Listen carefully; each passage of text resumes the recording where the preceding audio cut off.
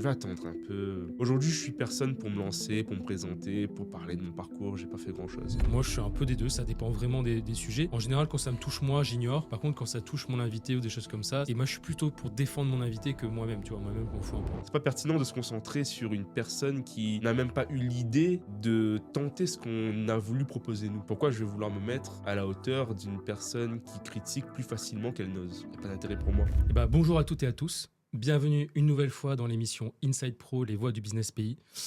Aujourd'hui, je vais me retrouver avec un invité un peu particulier, un peu différent que d'habitude, mais qui a tout autant de choses à dire et qui sera tout autant inspirant pour beaucoup d'entre vous. Parce qu'effectivement, il fait partie d'une génération très jeune et il va nous expliquer un peu son parcours et surtout sa vision sur le futur. Donc, je vais le laisser le présenter comme d'habitude après. Juste avant, je fais tout de suite un petit moment pub, tu m'en voudras pas, sur justement Digiformat qui sponsorise une nouvelle fois cet épisode. Donc merci à Digiformat pour leur soutien. Digiformat, si vous voulez, c'est un CRM, donc un outil tout en un qui va permettre aux entreprises comme des organismes de formation, des CFA ou même des formateurs indépendants qui lancent des formations, à pouvoir gérer correctement cette gestion d'entreprise via ce CRM. Donc c'est clairement un CRM pour les organismes de formation, numéro 1 mondial, j'allais dire, peut-être pas encore, numéro 1 national, pardon, au niveau français, même francophone, je dirais, sur ce type de prestations et type de service, et du coup aussi plus de 5000 clients satisfaits chez eux. Donc encore un grand merci à eux, et je vous invite à regarder donc le QR code que je vous mets à l'écran, ou sinon le lien en description pour remplir un formulaire pour pouvoir prendre contact avec eux. Encore une nouvelle fois, merci à eux. Et aussi, encore une fois, merci à Trapèze Studio qui nous accueille aujourd'hui. Encore une nouvelle fois cette saison pour tourner cet épisode. Voilà, merci beaucoup encore pour ce petit moment. Donc du coup, je vais te laisser te présenter tranquillement, Luigi. Voilà, c'est à toi, je te laisse te présenter comme tu le sens. Tu as le droit de regarder la caméra dans les yeux si tu le veux aussi pour que ça soit plus immersif. Et voilà, je te laisse la parole. Alors, Marc Attion, mesdames et messieurs, bonjour à toutes et à tous. C'est un honneur pour moi d'être présent ce matin. Donc, j'aimerais commencer en te remerciant. Marc, c'est vraiment un honneur pour moi de pouvoir m'exprimer sur ton podcast de qualité, il faut le dire, c'est important. J'ai vraiment la chance, en tout cas, de pouvoir m'exprimer ici. Donc, pour me présenter, je m'appelle Luigi Fontano, j'ai 24 ans. Je suis étudiant, donc en deuxième année de master énergie à l'Université de La Réunion. Je suis papa, c'est important de le dire ça aussi. Je suis porteur de projet, c'est sûrement l'une des choses qui fait que je me présente ici aujourd'hui. En tout cas, c'est une de mes positions qui m'a permis de te rencontrer, notamment au sein d'un événement de réseautage.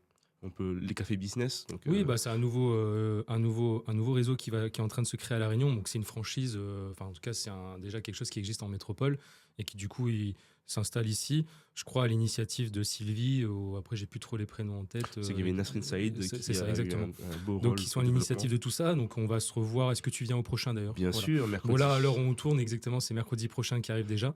Donc on va se revoir très vite. Et du coup, ouais, on s'était rencontrés là-bas, c'était au restaurant Choca à Trudeau. Exactement. Et du coup, effectivement, on était sur la même table de tournante, on va dire ça comme ça. Et j'ai eu la chance de te rencontrer. Ouais, bon, moi je suis pas resté très longtemps en plus, je suis désolé, mais on a continué les échanges sur Instagram et sur LinkedIn. Exactement. Et j'ai tout de suite vu un potentiel en fait. J'ai vu un potentiel, je me suis dit, il faut que je t'interviewe, il faut que je te mette dans l'émission parce que tu as toute ta place ici. C'est marrant ça. Et plaisant de t'entendre. Ouais, et puis on en avait discuté aussi de toute façon sur les réseaux, mais du coup, tu étais un peu surpris, mais très content de l'invitation et surtout que tu as l'impression que tout s'est un peu enchaîné pour toi. Et en fait, j'ai envie de te dire, je vais reprendre certains mots de Cyr. Donc, c'était un de mes invités il y a quelques temps, Cyr Permalama, et que je discute régulièrement avec lui et qui va sûrement devenir mon coach de cette année.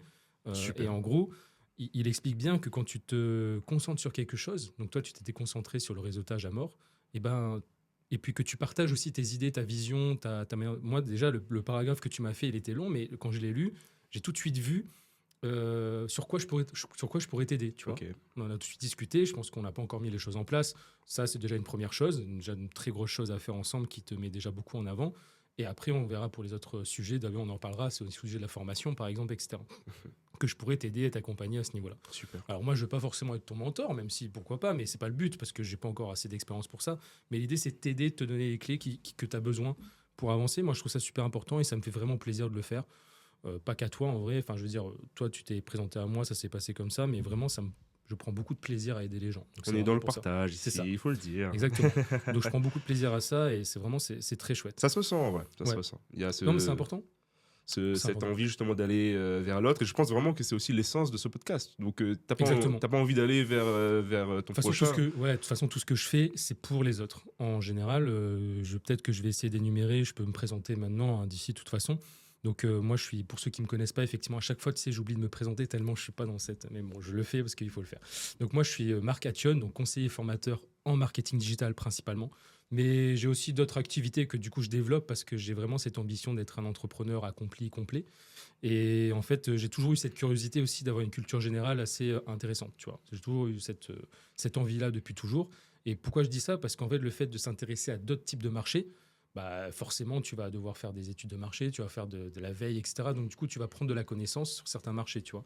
Moi, j'ai travaillé dans des agences de com, on travaillait euh, pour des entreprises de cybersécurité, on travaillait pour des entreprises qui font de l'alimentation, etc. Donc, on était sur différents marchés. Je devais être en veille sur ces marchés-là. Donc, du coup, améliorer ma culture générale, c'était important pour moi. Et puis, excuse-moi, du coup, aujourd'hui, je vais me lancer. Donc, je suis président d'une SAS qui s'appelle Nova Capital, qui a pour objectif, en fait, de racheter des sociétés pour les développer derrière. Ou alors d'intégrer une société, de leur apporter un soutien en marketing, en communication, etc., ou même un soutien commercial, et du coup prendre un certain pourcentage des parts sociales à la fin de l'année, qui nous permettrait de continuer à investir et développer des projets. Donc c'est vraiment cette société, cette holding a vraiment pour ambition d'être sur du long terme. Donc ça, c'est des choses que je fais en ce moment. Je vais être aussi, alors à l'heure où je parle, je ne sais pas si c'est officiel ou pas, mais en tout cas à l'heure où je parle, je serai un futur gérant d'un coworking qui est à Grandfond, qui s'appelle la Case Coworking. Félicitations. Merci beaucoup. Et du coup, bah voilà, nouvelle activité qui va arriver très bientôt. On aura donc un espace pour accueillir des entrepreneurs comme toi ou des porteurs de projets comme toi qui veulent venir bosser dans un espace de coworking à Grandfond, dans l'Ouest, à Saint-Gilles. Et j'ai aussi une salle de formation qui peut accueillir une quinzaine de personnes pour justement faire des formations, des ateliers, peu importe, donc pour les organismes de formation qui seraient intéressés. Et j'ai aussi 2 bureaux privatifs qui sont déjà loués à l'année, mais voilà, qui sont là. L'homme est multitâche. Exactement. Donc ouais, le lieu est vraiment complet, c'est vraiment intéressant. Donc vraiment, n'hésitez pas à venir me faire un petit tour, me faire un petit coucou, ça serait super sympa, même si je ne serai pas forcément tout le temps, tous les jours, mais je vais essayer. Du coup, bref, voilà, ça c'était mon introduction à moi, ce sera mon petit reel à moi. Mais du coup, pour revenir à toi, du coup, sur cette première partie, moi j'aimerais vraiment comprendre dans cette première partie comment toi, Luigi, t'es arrivé à une situation où tu t'es dit, ok, j'ai 24 ans, même, je sais pas ça fait combien de temps que tu es lancé, tu es porteur de projet, mais combien de temps du coup que tu es porteur de projet? Alors, ça fait un peu moins d'un an, ça doit faire 9 mois. Ok, bon bah du coup à 23, 24 ans, tu t'es dit, ok, je vais rentrer dans le monde de l'entrepreneuriat pendant tes études. C'est ça que moi qui m'a intéressé, parce que moi quand j'étais aux études aussi, moi j'ai fait mes études en Belgique, à Liège, et j'avais pas beaucoup, mais 2-3 camarades qui étaient dans la même situation que toi, c'est-à-dire qu'ils ont déjà commencé à lancer des projets entrepreneuriaux. Et quand on a été diplômé, bah, toi, nous, on galère à trouver un taf, on galère à trouver une situation, on galère à trouver quelque chose pour se mettre en place, tu vois. Alors que eux, c'est bon, c'est déjà lancé, en fait. Ils sont déjà dans le truc, ils sont déjà en train de faire du chiffre, etc. Et moi, ça m'avait toujours impressionné, mais j'ai jamais été attiré par ça parce que je trouvais que j'avais pas encore le mindset pour ça. Moi aussi, hein, ça fait même pas 2 ans que je suis entrepreneur, ça va faire 2 ans en septembre 2026, excuse-moi. Donc du coup, ça va dans assez longtemps. Mais j'ai senti cette fusée derrière moi où il fallait que j'y aille. Donc ça va assez vite. Mais du coup, je l'ai ressenti chez toi. C'est pour ça que j'ai vraiment voulu t'inviter. Donc là, j'ai beaucoup parlé, donc je vais te laisser la parole. Mais ma première question, du coup, c'est vraiment est-ce qu'il y a eu un événement particulier qui a fait que tu t'es dit, OK, je me lance dans du projet comme ça? Alors, qu'est-ce qui a initié ce parcours entrepreneurial? Alors, premièrement, pour le présenter justement aux personnes qui nous écoutent, qui nous regardent, ce qui fait justement que j'ai été, entre guillemets, surpris justement de pouvoir participer à ce podcast, c'est puisque je ne suis pas un entrepreneur aujourd'hui. Donc, je pense que c'est la première fois que que tu invites justement une personne qui n'est pas entrepreneur. Ok. Si Bah, tu n'as pas encore le statut. je n'ai pas encore le statut. Tu n'as Je pas suis encore le aujourd'hui statut. porteur de projet. Si tu es c'est porteur ça. de projet, mais je veux dire, J'ai cette ambition, en tout cas. l'ambition et je l'initiative tends vers. sera deux. Ouais. Clairement. Je suis porteur de projet et cette activité, elle est née tout simplement d'une réflexion qu'il y a eu avec un collègue donc, dans le cadre d'une unité d'enseignement au sein de ma première année de master. Donc, le cours projet professionnel qui nous demandait justement de développer une idée, n'importe laquelle, de développer un business plan et de le présenter à notre enseignant. On a développé, ou du moins on a pensé beaucoup de choses, on a mis sur la table différentes idées. Et mon camarade, du coup, Lucas Técher, m'a parlé justement de cette problématique des points relais. Bon. Euh, donc là, je vais pouvoir enchaîner sur le projet que Ouais. j'ai porté. Alors effectivement, déjà, ce projet, on va en parler beaucoup plus longuement en partie 2, mais tu peux déjà un peu l'introduire et l'initier. Mais là, on va essayer de plus se concentrer sur vraiment le début de ton projet, comment ton état d'esprit aujourd'hui, etc. Mais voilà, je te laisse continuer quand même. Alors en gros, l'idée naît de là. Donc on a cette idée justement d'apporter quelque chose d'intéressant à la logistique réunionnaise et notamment à l'infrastructure logistique réunionnaise. On l'a présenté du coup dans le cadre de cette unité d'enseignement et à la fin de ce cours, j'avais cette petite frustration du mince, il y a quand même quelque chose à développer. Ce projet mérite en tout cas qu'on y passe plus de temps et qu'on le mette en place. Du coup, premier réflexe, c'est d'envoyer un mail justement au professeur pour savoir par où on peut passer justement pour développer nos idées. Bon, pas de réponse, ça arrive. Ok. Ça On va pas arrive, blâmer. ça arrive. J'ai justement, peut-être une semaine après l'envoi de ce mail, j'ai appris en tout cas l'existence de Pépite Réunion, donc Ok. le pôle étudiant pour l'innovation, le transfert et l'entrepreneuriat. Ok. Donc, je me suis intéressé à ça. J'ai appris justement qu'il y avait un comité d'engagement qui permettait justement de suivre ce parcours. Et ce comité d'engagement, il allait se faire 3 jours après que j'apprenne justement l'existence de ce parcours. Bon, à ce moment-là, qu'est-ce que je fais? J'ai deux possibilités. Soit justement, je me dis c'est trop... Le laps de temps est trop court. Ce sera pour une autre fois et bon, j'aurai peut-être le temps de développer de mon côté l'idée, on verra bien. Soit je me lance. Bon, eh ben, je me suis lancé. J'ai tenté. Sage décision. Je me suis dit que de toute manière, je n'avais rien à perdre et cette mentalité a bien été la première qui m'a lancé sur tout ce parcours et qui me suit toujours aujourd'hui. Si je n'ai rien à perdre, je me lance. Je me suis présenté au comité d'engagement. J'ai passé un super moment justement aussi à faire mon pitch de 5 minutes, puisque c'était aussi pour moi un exercice de pitcher un projet en 5 minutes. Et c'est passé. J'ai été retenu, j'ai intégré justement le parcours et je bénéficie aujourd'hui du SN2E, le statut national étudiant entrepreneur. Donc mon collègue malheureusement n'a pas voulu me suivre sur le développement de ce projet, notamment par rapport justement au développement initial de notre master. Donc il y avait toutes les complications entre guillemets du développement déjà de notre master, donc tous les cours à suivre, tout ce qui a développé en dehors des heures de cours, ce que je comprenais totalement. Moi j'ai voulu un petit peu me challenger en voyant si j'arrivais à jongler entre les deux. Du coup le projet que je porte s'appelle Quasi Relais. À travers ce projet, j'aurai l'ambition de développer un réseau de points relais automatisés, accessible 24/7, un peu partout sur l'île. Bon, jusqu'ici, on ne réinvente pas la roue, c'est un Ouais. système de locker qu'on connaît bien. Lié à cela, j'aimerais voir s'il y a une possibilité de développer un service de déplacement de colis d'un point relais à un autre par des particuliers. Je pense qu'il y a quelque chose à faire à La Réunion sur justement cette solidarité réunionnaise. Je me suis basé sur des modèles qui existent déjà. Donc, tu connais sûrement Caros, ce Ouais. service justement de Moi, j'utilisais à l'époque. covoiturage. Ouais. Covoiturage très intéressant et qui, pareil, c'est un système qui existe un peu partout en France. Mais Caros, j'ai vu un article qui disait que c'était l'application numéro 1 de covoiturage en France. D'accord. Je me suis dit qu'il y a quelque chose à faire sur ça. Et je pense vraiment que, premièrement, ce genre de service en tout cas est pertinent par rapport à notre île. Nos routes qui sont très occupées déjà, euh, les gens qui font des fois des dizaines et des dizaines de kilomètres pour faire des trajets domicile-travail, on peut l'appliquer à ce projet Quasi Relais. Et donc, en ce moment, je suis encore en train de développer mon étude de marché.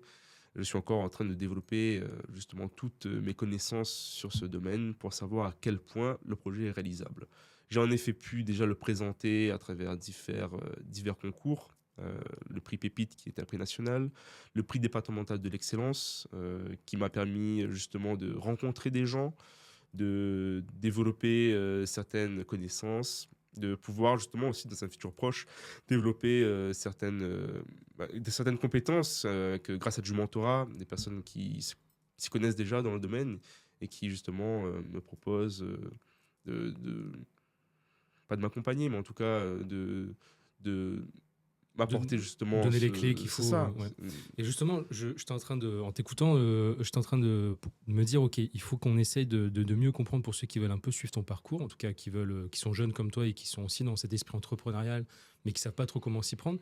Ce système de SN2E, du coup, ça t'apporte quoi aujourd'hui? C'est un statut, tu m'as dit, c'est ça, c'est un C'est ça. statut. Mais tu dis que tu n'es pas encore entrepreneur, donc c'est un peu un intermédiaire, c'est un entre-deux. Est-ce que tu pourrais un peu mieux définir ce programme, ce système, Alors aujourd'hui, ce programme, il est porté par le Pépite. Donc le Pépite Réunion, c'est un pôle qui nous accompagne, qui nous propose justement un accompagnement grâce à du mentorat, des professionnels justement de différents domaines qui accompagnent justement les jeunes selon leurs projets pour le développer. Et il propose également justement une sécurité à travers le, la mise en contact avec des établissements de financement et justement la participation également à des prix comme le prix Pépite auquel j'ai participé, qui te permet d'avoir justement des prix, encore plus d'accompagnement. Le prix, le numéro un justement de ce prix est parti en France justement donc pour développer son réseau, participer justement à la rencontre avec les autres lauréats nationaux. Donc ça, tu l'as déjà fait, ça, hein, Alors, j'ai été lauréat territorial. Donc, Ok. on a deux possibilités pour le prix Pépite, le lauréat national et le lauréat territorial. Ok. J'ai pu bénéficier, moi, justement, d'un prix, justement, un chèque qui pourrait être encaissé à partir du moment où j'ouvre mon entreprise. Mais pareil, justement, c'est un parcours, un prix qui te permet, justement, de présenter ton projet à des professionnels, donc à des jurys, de récupérer différentes idées, différentes critiques constructives justement pour développer le projet en tout cas. Et pour moi, c'était très constructif. J'ai également eu la chance justement d'avoir un mentor de qualité, Monsieur Rémi Sarambé, qui m'a beaucoup accompagné justement pour la recherche de financement, qui m'a aidé justement aussi sur l'éventuel choix d'un statut juridique, qui m'a fait comprendre justement aussi comment mieux cerner et comment mieux se lancer dans le, ce parcours entrepreneurial en tout cas. Il y a également eu Madame Barbara Reynaud, que tu as Ah, ok, invitée, d'accord, tu la connaissais déjà. D'accord. qui était également mentor Ah, super. justement au sein de Pépite Réunion. Et donc voilà, ce pôle-là, c'est un réel incubateur de jeunes entrepreneurs. Il a pour mission, en tout cas, justement, d'apporter les premières connaissances dans le monde entrepreneurial au sein de l'enseignement supérieur. Quelque chose qu'on voit assez peu. C'est une réalité selon moi, c'est quelque chose... alors, c'est un sujet autour duquel j'ai déjà pu discuter avec des entrepreneurs. Selon moi, aujourd'hui, on manque un petit peu de connaissances dans le monde entrepreneurial, au sein de l'enseignement supérieur Ouais, notamment. bah, c'était ça une de mes questions en fait que j'allais te poser, c'était pourquoi tu as voulu essayer de t'informer sur ce type de programme au lieu d'essayer de te lancer par toi-même. Est-ce que parce que tu t'étais dit, est-ce que tu t'étais dit voilà, j'ai pas de connaissances, je sais pas comment faut faire, j'ai une idée, mais comment la mettre, de la matérialiser, c'est impossible pour moi. C'était un peu ça ce que tu t'es dit dans ta tête et tu t'es dit il faut que tu ailles chercher de l'aide. C'est ça un peu la Alors, démarche. la recherche d'aide, elle a agi au moment où j'ai envoyé le mail au professeur, justement, qui avait lancé l'unité d'enseignement. Je n'ai pas eu de réponse, comme je te l'ai dit. Et ensuite, justement, apprendre justement l'existence du pépite, c'est vraiment tombé sur moi. J'ai pas cherché D'accord. justement si j'avais le moyen de développer ça autre Et tu as part. saisi C'est tombé l'opportunité. sur moi, j'ai saisi l'opportunité. Ça va. Et je me suis retrouvé dans ce parcours. Et justement, tu dis qu'un de tes mentors t'a super accompagné sur tout ce qui est justement recherche de financement, etc. Est-ce que tu trouves que c'est un travail qui est vraiment pas évident en tant qu'un jeune entrepreneur? Bon, je vais te considérer vraiment comme un jeune entrepreneur, hein, même si tu dis que c'est pas encore le cas, mais voilà, tu l'es. Dans le sens où, qu'est-ce qui est vraiment compliqué? Qu'est-ce que toi, tu as vu où tu t'es dit, OK, si j'avais pas été mentoré à ce moment-là, ça aurait été vraiment compliqué pour moi de trouver ce qu'il faut, quoi. Donc là, par rapport au financement, et tu avais parlé aussi, bah, je sais plus, tu avais enchaîné sur un autre sujet, sur justement peut-être le statut d'une entreprise ou des choses comme ça, enfin vraiment les petits détails comme ça. Qu'est-ce qui, est-ce que vraiment ça t'a apporté une vraie connaissance où tu t'es dit, ok, si j'avais pas ça, ça aurait été vraiment dur? Alors clairement, oui, il y a justement ces 2 aspects-là, statut juridique plus recherche de financement. Ce qu'il a apporté comme information m'a permis d'aller en avant justement d'autres acteurs, au sein de d'autres acteurs, dans le monde de l'entrepreneuriat. Je me suis rapproché de France Active, qui proposait des ateliers pour mettre en place des business plans, qui ont également justement apporté de nouvelles connaissances justement sur tout cet aspect financier, de comment justement au moment du lancement d'une entreprise. Mais je n'aurais pas su en tout cas, vers qui me tourner si je n'avais pas eu les premières connaissances avec mon mentor. Ensuite, il y avait également le mindset, qu'il mettait en avant. Donc monsieur Issa Rambé, propose différents ateliers sur, heu, le mindset à développer quand on est, justement, entrepreneur. J'ai participé justement à un de ces ateliers et on rencontre des personnes et c'est cet humain derrière, les projets qui m'a vraiment inspiré. J'ai eu la chance de rencontrer monsieur Éric Rickbourg qui a lancé justement, son activité il y a 3 ans ou 2 ans de cela, VTC Futé, un homme qui a été accompagné par, Rémi Sarambé également. Et pareil, on voit la passion derrière l'humain. On voit justement, la volonté de proposer quelque chose et justement l'effort qui a été amené à tout ce parcours. Et c'est vraiment ça qui m'a passionné. D'accord. C'est tout le mindset qu'il y a derrière les personnes qui souhaitent proposer quelque chose à la société et qui souhaitent également être épanouies en proposant ce qu'ils veulent proposer. Et c'est vraiment ça qui m'a inspiré à me lancer, à parler de mon projet. Comme tu l'as dit, en ce moment, je cherche à réseauter. Donc là, c'est vraiment plus que me faire un réseau, c'est vraiment cette envie de rencontrer des gens, de discuter. Et pour moi, parler de mes projets, ça sert vraiment à leur donner plus de concret. Si j'ose m'exprimer sur ces sujets, je ferai en sorte que ces projets commencent à exister de plus en plus. Ouais, t'as Je le totalement garderai raison. pas pour moi en tout cas. Ouais. Donc là, je suis vraiment dans cette phase-là. Et ce mindset, en tout cas, que le Pépite et mon mentor ont permis de développer, c'est vraiment l'essence même de ce pourquoi aujourd'hui je me trouve face à toi, je pense. Bah, super, bah déjà, ouais, est-ce que tu as vraiment senti cette transformation de mindset déjà chez toi, personnellement? Ça, tu peux en témoigner? C'est réellement quelque chose qui m'a boosté. Ensuite, transformation de mindset, j'ai en quelque sorte toujours eu cette envie de développer quelque chose. Si je dis quelque chose, c'est parce que je ne savais pas quoi. Quand j'étais plus jeune, justement, je me disais que j'aurais aimé proposer quelque chose de nouveau, j'aurais aimé voir si j'arrive à développer une activité ou un produit. Bon, jusqu'ici, je n'avais pas trouvé, en tout cas, quelque chose ou un domaine qui me permettait de me dire, bon, on va tenter. Pourtant, il y a 4000 choses sur lesquelles on peut se lancer juste pour tenter ou autre, mais je n'avais pas trouvé jusqu'ici. Et mon mindset, en tout cas, sur cette envie de proposer quelque chose, elle était déjà présente justement au moment où, lorsque j'ai compris qu'avec Quasi Relais, on pouvait, en tout cas, proposer quelque chose d'intéressant. Je savais que ce mindset était déjà présent puisque justement, je me suis dit, bon, Tu l'as il faut que je me lance. entretenu, tu Voilà. l'as entretenu, tu l'as optimisé. J'ai pas Mais attendu très longtemps justement avant ouais, de non, mais lancer tu as totalement raison. De toute les façon, recherches. le temps, c'est vraiment un facteur clé, je trouve, dans l'entrepreneuriat et je m'en rends compte de plus en plus. Et en fait, tu parlais de ce côté, tu savais pas trop quoi. Tu savais qu'il fallait lancer un truc, mais tu savais pas trop quoi. Comme tu dis, il y a 4000 idées qui sont possibles de faire pour se lancer, etc. C'est un sujet que tu sais, le précédent épisode, on l'a fait avec Yann Rubrecht. C'est un sujet aussi qu'il avait mentionné sur le fait que quand même lui, il a voulu se lancer, et lui, il s'est lancé très tard en entrepreneuriat, hein, et il s'est lancé à plus de 50 ans, si je dis pas de conneries. Et c'est très récent pour lui, hein, l'entrepreneuriat. Il a toujours été salarié, directeur, avec des postes de direction, etc.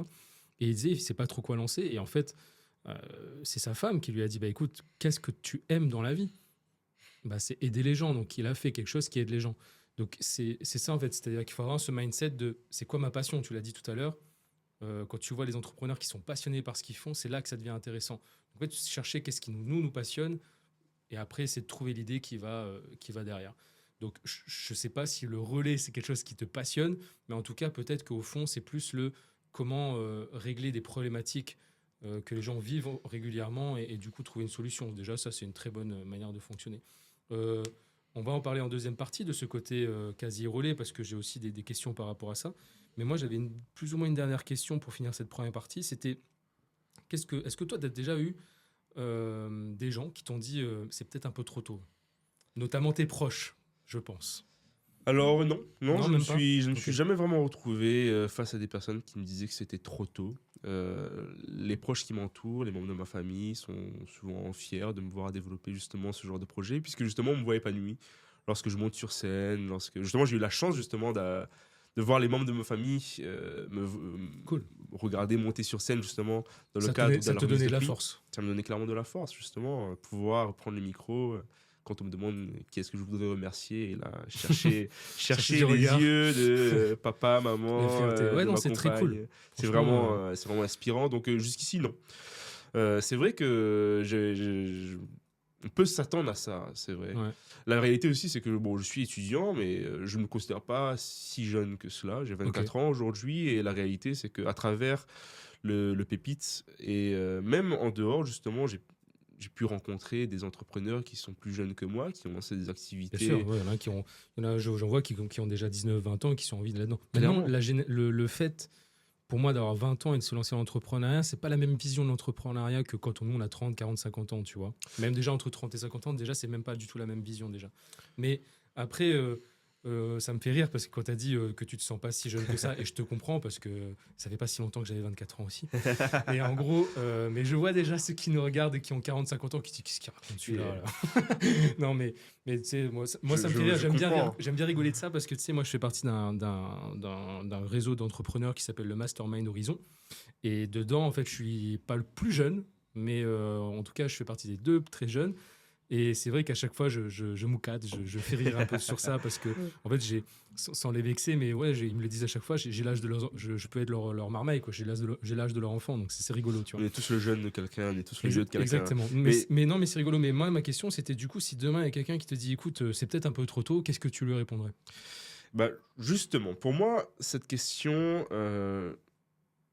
elle est liée à la légitimité. Bon, je vais pouvoir le développer juste après.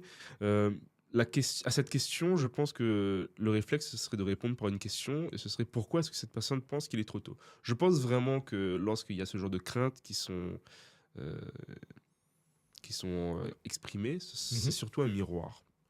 Je pense vraiment que c'est une crainte intérieure qui est exprimée à autrui lorsqu'on la voit dans une situation qui est inconfortable pour nous. Bon. Et puis j'ai cette envie également de savoir pourquoi est-ce que cette personne pourrait craindre que je me lance trop tôt, en tout cas. Il n'y a pas de mal à tenter. Bien sûr. Maintenant, si je dois me pencher personnellement sur le sujet, je pense vraiment que la question de l'âge est liée à une question de légitimité. Bon, la question de la légitimité, c'est vraiment un sujet sur lequel je me penche ces derniers temps. Et c'est également un sujet qui, hier encore, me faisait réfléchir sur pourquoi est-ce que je me présente aujourd'hui à Trapez Studio sur ton podcast. En quoi je suis légitime, justement, de me présenter et de parler de mon parcours. Jusqu'ici, justement, je suis porteur de projet, ça fait 9 mois, c'est encore assez récent, mais en effet, j'ai fait des choses. Bon, je me suis présenté aussi à un autre événement de réseautage qui s'appelle le Social Dinner. On a pu en discuter, événement qui est lancé par Monsieur Montaza Goulam. Et pareil, justement, il avait lancé la première édition. Je me suis dit, bah, je vais attendre un peu. Aujourd'hui, je suis personne pour me lancer, pour me présenter, pour parler de mon parcours. J'ai pas fait grand-chose. Deuxième événement se présente. Bon, il faut commencer à candidater. Pas candidater, mais en tout cas, lui envoyer un message, savoir si on peut y participer ou pas. Je me tâte encore et à un moment donné, je me dis, mais mince, pourquoi j'ai peur? Bon, je ne me sens pas légitime, visiblement. Et c'est là que j'ai compris qu'en fait, la légitimité, elle vient d'abord de nous. La légitimité, elle doit d'abord venir de moi. Je dois, plutôt que de me mettre des pensées qui me limitent, cultiver justement le maximum d'arguments qui me fait comprendre que si j'ai un intérêt à être présent aujourd'hui, j'ai un intérêt à parler de moi et j'ai un intérêt à parler des activités que j'ai fait jusqu'ici.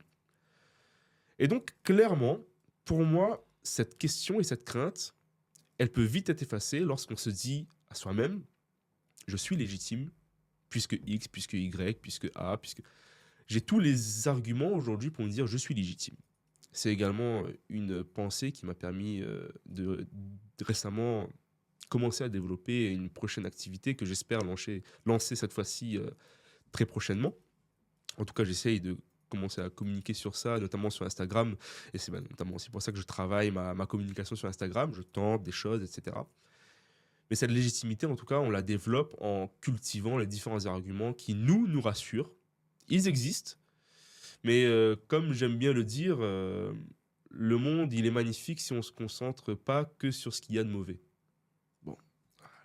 arrêtons de voir regarder les la pensées télé. limitantes. Bah, clairement, parce qu'aujourd'hui, on a ce biais négatif qui capte plus en tout cas notre attention. Si je mets quand même un petit peu de côté ce côté négatif et que je me concentre sur ce qu'il y a de positif, bah, je vais comprendre que, en effet, j'ai un intérêt à me présenter à cet événement de réseautage. En effet, j'ai un intérêt, en tout cas, j'ai une certaine légitimité à venir parler de mon parcours chez Trapèze Studio et dans ton podcast aujourd'hui. Et- Donc, c'est vraiment ça aujourd'hui qui me pousse Ouais, et puis à répondre à cette si question de ça cette peut manière. si ça peut te rassurer, pourquoi moi j'ai vraiment vu quelque chose d'intéressant dans ce sujet avec toi, c'est pas forcément c'est parce que tu es jeune, etc. C'est déjà intéressant, mais moi, tu sais, le but de ce podcast, c'est d'inspirer les autres. Et je trouve que tu es quand même une bonne source d'inspiration parce que je l'ai vécu moi-même, je t'ai dit, quand j'étais jeune, quand j'étais aux études, tu vois, 22, toujours 23, jeune. 24.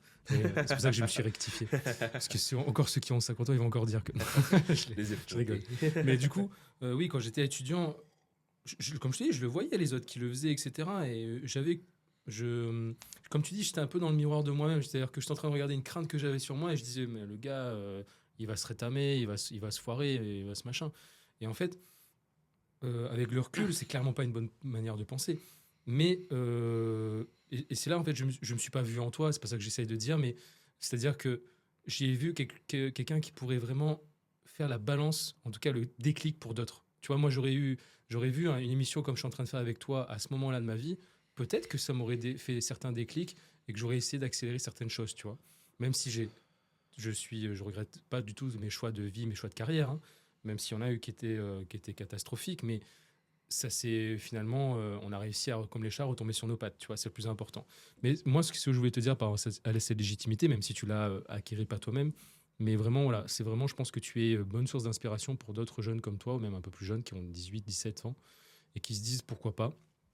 Et c'est intéressant et c'est important de voir comment quel levier tu as mis en place pour accéder à tout ça. Alors, comme tu dis, tu n'as encore rien fait, mais tout est dans ta tête et je pense qu'une fois que ça va être lancé, je pense que ça va aller assez vite. Euh, du coup, pour finir vraiment définitivement avec cette première partie, puis après on va enchaîner avec un petit mini-jeu. Dans les Euh, mini-jeux. ouais. J'en ai un nouveau en plus d'habitude. Ce sera le deuxième. C'est l'honneur. En gros, qu'est-ce que tu ressens quand tu es en prise de parole? On en parlera plus en troisième partie, mais je voulais déjà la poser maintenant. Qu'est-ce que tu ressens quand tu es en prise de parole et que peut-être que, bam, d'un coup, tu as peut-être un coup de stress qui arrive? Est-ce que tu te reposes encore ces mêmes questions? Qu'est-ce qui se passe un peu dans ta tête quand tu es en prise de parole? Est-ce que tu es full concentré tout le temps ou est-ce que des fois tu as des moments un peu de battement où tu te dis mince, là je vais dans un sujet, peut-être que je maîtrise pas à 100%. Enfin, comment ça se passe un petit peu quand tu fais ce genre de choses? Parce que moi, les prises de parole en public, j'en fais pas beaucoup, hein, en vrai, hein, moi perso, hein. Quand je dis public, c'est-à-dire vraiment en mode live, devant des gens qui sont présents, etc. Ça j'en fais très très peu, voire pas du tout. Donc je voulais voir un petit peu comment tu te prépares dans ce genre de situation, toi. Alors, des prises de parole en public, j'ai pu en faire à mon échelle avec des passages face à des jurys, un passage sur scène dans le cadre de la remise de prix Pépite. Et à vrai dire, c'est quelque chose que j'aime beaucoup. Je n'ai pas toujours excellé, clairement pas. Et j'ai vraiment cette envie de développer mes compétences à ce niveau. Je sais qu'aujourd'hui, j'ai déjà développé cette prise de parole, en tout cas. Je m'exprime un peu mieux. Bon, ça va peut-être se ressentir. Et puis, je suis sûr Bah, que c'est ce lorsque que je vais regarder le podcast, je vais me dire, Tain, Non, mais, j'ai trop d'hésitation, je dis des E. Bon, bah, y a- ça arrive à tout le monde. ça Mais arrive à tout le en monde. vrai, dans ma tête, depuis tout à l'heure, j'ai la question que j'essaie de pas oublier, que je voulais poser en troisième partie. Mais c'est vrai que, enfin, c'est pas une question, mais c'était plutôt une remarque. C'est vrai que du coup, ça se voit clairement que tu fais que t'es comme, désolé pour le terme, peut-être qu'il est pas bien utilisé, mais comme si t'es un peu en prestation. Et en fait, et on le ressent, ça. Je me dis, tiens, il est en train d'utiliser des techniques qu'il est en train d'apprendre. Mais c'est super, c'est cool. Comme ça permet de voir. Et puis toi, ça te permet d'avoir un retour direct. Comme tu dis, quand tu vas te retrouver, quand tu vas pouvoir te revoir, tu vas pouvoir voir ce Clairement. qui va pas. Moi, je me souviens, Ce sera la quand j'ai première regardé fois. mes premiers épisodes, je me suis dit, punaise, je coupe trop la parole. Punaise, quand j'hésite Tu en trop. avais En fait, parlé. ouais, quand j'hésite trop, j'essaie vraiment de finir ma phrase. Et des fois, je me dis, non, bah, vaut mieux dire, ok, j'ai oublié, je passe à autre chose, parce qu'en fait, ce laps de temps, ça ennuie les gens. Et puis, autre défaut que des fois j'ai repéré, c'est effectivement, j'ai beaucoup de mimiques gestuelles, je touche beaucoup de choses, etc. Donc j'essaie de me contrôler. Et ça me fait rire parce qu'il y avait une personne autiste une fois que j'ai montré mon épisode et qui m'a dit, tu sais, avec mon esprit autiste, je vois que des défauts. Et du coup, je lui dis, Avec les personnes autistes, il faut vraiment pas être susceptible, hein, parce qu'eux, ils y vont. Hein. Mais tu vois, c'est cool, ça permet. Donc vraiment, en soi, je te dis, ça peut être une bonne technique d'aller, si tu as quelqu'un que tu connais qui est autiste, montre-lui, pardon, ce que tu fais. Et je peux te dire qu'ils vont pas passer par quatre chemins. Hein. Ils vont directement voir Ah, certaines automatique. mimiques. Et je pense que ça peut être un On aime les retours accélérateur honnêtes. de. Comment? On aime les retours honnêtes aussi. Bah, c'est Donc, ça, non, on- c'est ce que je te disais en off aussi, c'est-à-dire que en fait, euh, si on veut se mettre en avant, entre guillemets, si on veut se montrer, si on veut jouer le jeu des réseaux sociaux, etc., il faut accepter le fait de se faire critiquer. Et on peut se faire critiquer publiquement, et on peut se faire critiquer dans le dos aussi. Tu vois, c'est j'imagine le qu'il y a, jeu. voilà, il y a plein de gens qui me critiquent, mais je ne le sais pas. Mais voilà, il faut savoir que ça existe probablement, et très certainement. Mais après, soit il faut confronter, soit il faut ignorer, soit voilà, c'est chacun a sa manière de jouer, sa manière de faire les choses. Moi, je suis un peu des deux, ça dépend vraiment des sujets. En général, quand ça me touche moi, j'ignore. Par contre, quand ça touche mon invité ou des choses comme ça, c'est déjà arrivé avec Sarah Amoros, par exemple, mais qui a une position de féministe, etc. Donc forcément, c'est des sujets qui vont toujours controverser. Et moi, je suis plutôt pour défendre mon invité que moi-même. Tu vois, moi-même, je m'en fous un peu. Mais voilà. Mais tu sais, c'est comme par exemple, j'ai fait un post sur LinkedIn où je disais oui, moi j'arrête d'utiliser ChatGPT, maintenant j'utilise Gemini, etc. Ouais, Enfin, j'ai fait tout. Tu l'as vu? Mais il y a un mec qui m'a commenté on s'en branle, chef. Un truc comme ça. J'ai fait ok. J'ai jamais vu ça de ma life. Comment je réagis? Je lui ai juste dit bah écoute, merci, mais fais-moi penser de pas te demander une demande de connexion, de pas l'accepter, quoi. Parce que vraiment, tu te dis ok. Mais ça se demandait si le mec s'est pas fait pirater, quoi. Tellement c'était un peu abusé. très Bref. gros quand même sur LinkedIn. Ouais, c'était un Mais peu bizarre. honnêtement, c'est intéressant comme sujet et je le développe. Enfin, je le développais. C'est un sujet que j'ai essayé d'exprimer à travers mon dernier carrousel sur Instagram. J'essaie, comme je te disais, de développer des D'ailleurs, choses. donne ton Instagram, là, comme ça je vais le mettre en montage et en description. Luigi-du-bas Fontano. Tout simplement. Faut rajouter peut-être un mot-clé après prochainement, mais c'est déjà pas mal. En vrai, c'est pareil chez moi. Et en gros, j'ai cet avis sur le regard, en tout cas le regard des autres. Est-ce qu'aujourd'hui, c'est un point qui doit me freiner? Bon. Et je commençais en tout cas le carrousel en me disant, et si je me plantais? Et si ce que j'essayais de mettre en place ne menait à rien? Je peux pas, je pense, me défaire du regard des autres. On a besoin du regard des autres. On le dit, l'homme est un animal social, on vit en société. Si on vivait seul sur une île déserte, est-ce que j'arriverais vraiment à définir qui je suis si je n'avais pas de regard sur moi? Maintenant, il y a des regards positifs, il y a des regards négatifs. Et comme je le disais tout à l'heure, si on arrête de se concentrer sur le négatif, on se rend compte que le monde est merveilleux. Est-ce que si je ne tente pas et je ne prends pas le risque de me rétamer face aux regards négatifs, est-ce qu'ils vont être plus cléments face à moi? Enfin, du moins à mon égard. Est-ce que si je n'ose pas m'exprimer, est-ce que si je n'ose pas lancer mon activité et la proposer sur les réseaux sociaux, est-ce que je vais avoir des avis plus positifs de ces personnes-là? Et est-ce que du coup ces avis m'intéressent? Personnellement, non. Ce n'est pas quelque chose que je cultiverai en tout cas et qui va me freiner. C'est vraiment les regards positifs et les, on va dire, critiques constructives qui vont me permettre d'avancer. Et d'ailleurs, se rétamer, c'est aussi quelque chose de positif. On ne peut pas arriver sur un domaine nouveau pour nous, se dire qu'on va se lancer et que tout va être parfait. Je pense vraiment qu'on a besoin de se tromper. En pensant comme ça, je pense qu'on a beaucoup moins peur du regard des autres. Et surtout, on a beaucoup moins peur du regard négatif de ceux qui n'ont pas osé. C'est pas pertinent de se concentrer sur une personne qui n'a même pas eu l'idée de tenter ce qu'on a voulu proposer nous. Pourquoi je vais vouloir me mettre à la hauteur d'une personne qui critique plus facilement qu'elle n'ose? Bon, il n'y a pas d'intérêt pour moi.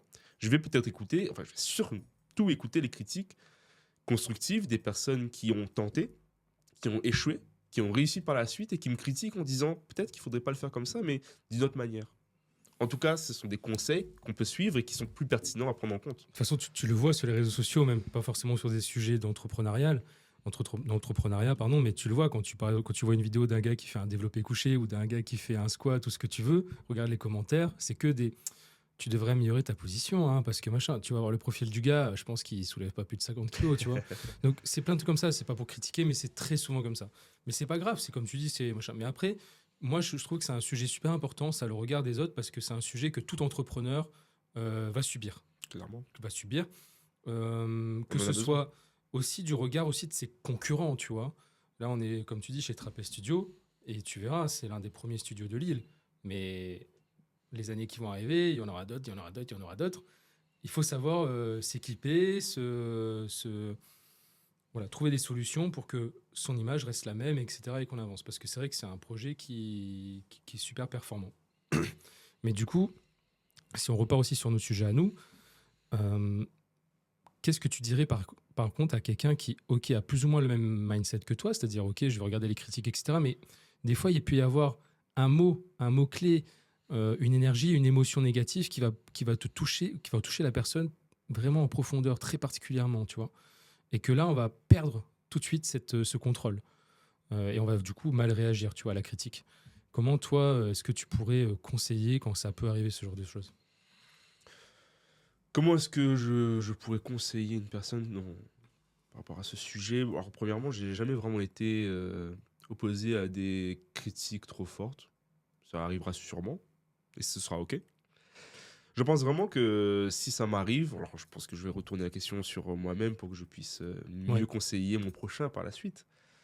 Euh, je me poserai déjà la question sur pourquoi est-ce que ça suscite tant d'émotions. Bon, parce que forcément, ça vient toucher une corde sensible et ça vient susciter des émotions fortes, peut-être en lien avec quelque chose que j'ai vécu, peut-être en lien... De toute manière, la vie est toujours une interprétation en lien avec ce qu'on a vécu, j'estime en tout cas.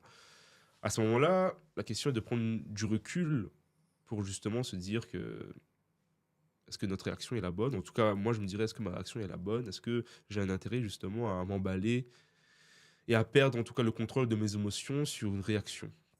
Bon, après, bien sûr, la réaction dont tu me parles, tout dépend si c'est une critique, tout dépend si c'est une attaque directe. Mais je pense vraiment que, en tout cas, moi, j'essaye de cultiver ça. Je suis responsable de l'état d'esprit dans lequel je vis à chaque instant. Si je me sens frustré de quelque chose, notamment ça pourrait être en lien avec une critique, je ne peux pas mettre la faute sur la critique. Je suis responsable de ce que je ressens. Aujourd'hui, je suis en totale capacité justement de mon intellect et de mon mental. Je suis capable de réguler mes émotions. Pourquoi est-ce que je réagis comme ça? Bon. À ce moment-là, je pense que je chercherai à prendre du recul, à me dire que justement, peut-être qu'il y a une réflexion différente qui peut être apportée à cela. Si on prend en compte le fait que notre bien-être part de nous-mêmes, en tout cas, comme la légitimité, si notre bien-être part de nous-mêmes, on peut se concentrer là-dessus pour mettre une barrière sur tous les effets négatifs qui viennent de l'extérieur. Et à ce moment-là, je pense que avec cette mentalité, en tout cas personnellement, ça m'aide à faire face à beaucoup d'épreuves difficiles de la vie. On va reprendre au niveau donc du coup, le premier mini-jeu du podcast, où en fait, je vais te demander juste de me donner un chiffre entre 1 et 5. Et du coup, il y a une question qui se cache derrière. On va en répondre à 3. Ok. Donc, je te laisse déjà choisir un premier chiffre. Alors le premier chiffre, le chiffre numéro 3. Ah putain, je m'y attendais pas. Franchement, j'aurais pu faire un tour de magie sur Quelle ça. surprise. Bah, du coup, la question est très simple. Quel est ton rapport aux réseaux sociaux? Alors mon rapport aux réseaux sociaux, il y a 2 ou 3 ans de cela, supprimer les réseaux, plus d'Instagram, plus de Snapchat. J'ai gardé quand même Facebook pour le groupe familial bien connu, Hmm. puisque je trouvais que je m'enfonçais un peu trop dans les abysses sombres des réseaux sociaux. Il y a peut-être 2 à 3 mois de cela, j'ai réinstallé Instagram pour le côté professionnel. J'ai voulu déjà communiquer sur mon projet Quasi Relais, puisque j'étais dans la période du prix départemental de l'excellence qui demandait des votes du public. Alors je me suis dit que je vais créer un compte Instagram, je vais poster des stories, je vais faire des posts où justement je vais inviter les gens à connaître mon projet et à voter justement sur le site du département pour mon projet. Je me suis penché également sur LinkedIn, qui était pour moi une découverte il y a 2 ans de cela. Ah oui, déjà quand même. Donc 2 ans de cela, j'ai ouvert mon compte LinkedIn et j'ai essayé de faire un peu plus de contenu il y a un peu moins d'un an. Ouais. J'ai commencé à être, enfin j'ai essayé d'être un peu plus régulier il y a un peu moins d'un an. Et en tout cas, cette nouvelle approche des réseaux sociaux, c'est une approche un peu plus professionnelle. Donc Instagram, je m'inspire beaucoup des contenus qui fonctionnent. Et aujourd'hui, il y a de plus en plus de contenus qui te conseillent sur justement comment te lancer, alors je parle de création de contenu, comment te lancer sur de la création de contenu, quels sont les mécanismes que tu dois développer pour savoir qu'est-ce qui fonctionne, qu'est-ce qui ne fonctionne pas. J'ai lancé justement mon compte Instagram, mon compte professionnel, pour que je puisse voir les statistiques, pour que je puisse voir quel pourcentage de personnes non-followers regardent mon contenu. Donc aujourd'hui, c'est ça. Ma nouvelle approche des réseaux sociaux, c'est une approche un peu plus professionnelle. J'essaie également d'avoir une approche personnelle sur justement mon compte Instagram. Donc, j'ai utilisé le terme blog personnel pour le compte pro, pour justement pouvoir partager un petit peu, pas que les réussites, les moments où je me présente sur scène, les moments où je viens parler dans un podcast, mais aussi les doutes. Je crois que j'ai mis ça dans ma bio. Je viens partager mes doutes, mes idées et les sommets. Et c'est un petit jeu de mots entre les réussites et le fait que je poste quelques contenus sur de la randonnée aussi, parce que j'aime bien les prises d'images en randonnée. Donc voilà, aujourd'hui, c'est une approche Ouais, tu installes le téléphone en haut du voilà. truc, tu descends vite et tu fais comme si. Clairement, si tu regardes un de mes posts, j'ai vraiment ça. C'est moi qui descends et qui fait comme si je suis en forme, alors que ça fait 2 heures que je suis sur les genoux. Ouais. Et du coup, bah, je suis un peu comme toi aussi, c'est-à-dire que bon, j'ai pas totalement arrêté certains réseaux, mais par exemple, c'est vrai que j'étais très Facebook il y a 3, 4, 5 ans, de manière perso, hein, très Facebook. Et puis, ouais, depuis 3 ans, là, j'y vais vraiment plus. J'y vais que pour poster mes trucs pro. Et en fait, j'ai beaucoup transformé mes comptes perso, pardon, je les ai transformés en un contenu très pro. Donc, j'ai changé ma photo de profil, ma bannière, etc. Et j'ai vraiment transité comme ça. Alors, au début, forcément, même encore aujourd'hui, j'ai encore beaucoup de proches qui me suivent, donc du coup, ça n'a pas vraiment de pertinence dans mon business. Mais l'idée, c'est vraiment de transiter vers ce type de sujet. Et c'est une question qu'en fait, pourquoi j'ai voulu te la poser? Parce que souvent, on me la pose moi aussi, sur, parce que je vois beaucoup d'entrepreneurs qui se la posent eux-mêmes, en fait, cette question de, OK, j'ai un compte perso sur Insta, j'ai un compte perso sur Facebook. Je me remarque en fait, comme j'utilise le même prénom et le même nom que ce que je peux mettre sur un compte pro, par exemple, parce qu'en fait, aujourd'hui, les gens ont bien compris que c'est plus la marque personnelle qui va beaucoup plus fonctionner que la marque d'entreprise. Tu vois, est-ce que si je te demande c'est quoi mon entreprise, tu vas pas savoir forcément me le dire. Alors que par contre, tu sais qui je suis, tu sais ce que je fais, tu vois. Et donc, du coup, il se posait la question, est-ce qu'on doit créer un nouveau compte? Comment ça se passe et tout? Et en fait, aujourd'hui, tu te retrouves avec des gens qui s'appellent nom, prénom, tout simplement. Il y a un autre compte qui s'appelle nom, prénom, pro. Il y a un autre qui enfin, ils ont 4000 comptes. Tu te dis, mais non, vous vous dispersez trop, en fait. Donc, moi, j'ai pas eu honte et j'ai pas eu peur de garder mon même compte perso. C'est-à-dire que si tu vas sur mon compte Instagram Marcation aujourd'hui, si tu scrolles un peu plus bas, tu vas voir mes vacances. Mais Super. voilà, tu vois, c'est Ça, pas c'est du grave. personal branding. J'ai transité comme ça. Bon, maintenant, il n'y a plus que du pro parce que en fait, j'ai plus d'intérêt, j'ai plus envie de forcément partager du perso. On veut voir tes vacances, nous aussi. Ouais, bon, écoute, en plus, j'étais en Afrique du Sud il y a pas longtemps. Je vais le faire, je vais le faire. Je vais essayer de tourner ça dans une manière pro aussi, mais oui, il n'y a pas de problème. Mais il y a cette question du Mais- personal branding qui est mise en avant et dont on Exactement. parlait hier, justement. Ouais, bah hier j'avais Une fait une question que story je t'ai posée. effectivement où j'ai pu, c'est toi qui me l'as posé, comme du coup j'ai pu te répondre. T'as vu, je me suis mis un petit setup vite fait, mais J'ai j'étais à vu ça. Saint-Joseph, il y avait full vent, c'était chiant. Mais du coup, ouais, bah, le personal branding super important aujourd'hui, et je pense que les réseaux sociaux est clairement un très beau vecteur pour ça en fait. Clairement. Parce que le personal branding, c'est quoi en gros? C'est pas forcément dire salut, moi je suis un tel, salut, moi je fais ci, moi je fais ça. C'est surtout transmettre des émotions, transmettre des valeurs, transmettre une manière de fonctionner, tu vois. Aujourd'hui, j'ai pas encore diffusé à mort, mais aujourd'hui, je me filme dès que je fais un consulting ou un atelier ou des choses comme ça, je me filme pour que les gens voient comment je réagis, comment je fonctionne et comment je travaille avec les gens. Mais c'est pas que du pro, c'est totalement du personal branding aussi, parce qu'on me voit en train de travailler, on me voit en train de faire des choses. Et ça, c'est super important. Et je pense que honnêtement, pour une petite parenthèse par Ouais. rapport au côté jeune entrepreneur, c'est un petit peu cette nouvelle dynamique des réseaux sociaux qui pousse justement un peu plus facilement les jeunes à entreprendre et à communiquer, puisque on a déjà cette facilité justement à communiquer sur les réseaux sociaux. On a cette facilité vrai. à prendre un C'est téléphone, super à vrai. raconter notre vie, à dire ce qu'on fait. On a beaucoup aujourd'hui de... En tout cas, personnellement, j'ai Non, beaucoup c'est super d'images d'entrepreneurs sur les réseaux sociaux qui... Alors, clairement, je ne vais pas descendre les activités, mais qui font des activités qui semblent, entre guillemets, plus ou moins banales. Mais tu te rappelles de la personne plus que de son activité. Forcément, l'activité suit derrière. Donc, tu sais qu'elle fait ça. Mais tu as directement l'image de la personne, les storytelling qu'elle vient raconter qui arrivent en premier, et c'est là que son truc marche, c'est là que son compte explose. Et c'est ça qui est intéressant, en tout cas, dans Après, je trouve que c'est ce vraiment côté une, réseaux sociaux. ouais, je trouve que c'est vraiment une très grosse force chez les jeunes qui ont grandi avec le smartphone, etc. Ils ont vraiment cette très grosse force, cette très compétence presque innée de bien manipuler les réseaux sociaux, en tout cas de rendu vidéo. Ça, c'est vrai. Le montage, la façon de raconter les choses, etc., suivre les trends et tout. C'est vrai que même moi, je suis impressionné parce que moi, ça me demande du travail intellectuel alors que que vous, en général, franchement, ça va assez vite, tu vois. Ça, c'est une très grosse force. Par contre, la grosse faiblesse que moi, je remarque là-dedans, et que je vois de toute façon quand je fais des formations auprès de CFA, etc., c'est que je trouve que vous avez malheureusement pas les compétences et la façon de réfléchir de manière stratégique. Et ça, en fait, c'est vraiment le défaut pour moi. Mais je pense que c'est de toute façon une question d'expérience qui vont arriver par la suite. Mais si vous arrivez, alors je t'inclus dedans, désolé avec le vous, mais si vous Inclus-moi arrivez dedans. à intégrer cette capacité à créer de l'histoire, à raconter des histoires, à faire des vues, en fait, tout simplement sur les réseaux, et derrière d'avoir cette stratégie complète, là, vous aurez tout gagné. Parce qu'en fait, le problème des réseaux sociaux, c'est que je vois une vidéo, le gars fait 100, 200, 300 000 likes. Magnifique. Mais derrière, est-ce qu'il y a vraiment eu quelque chose par la suite? Derrière, est-ce qu'il y a vraiment eu quelque chose qui a nourri autre chose, tu vois? C'est ça vraiment la vraie stratégie qu'il faut se poser. Moi, je vois des gens qui ont même pas 300 followers et qui font du contenu très pro, et je sais qu'ils font un chiffre d'affaires monumental.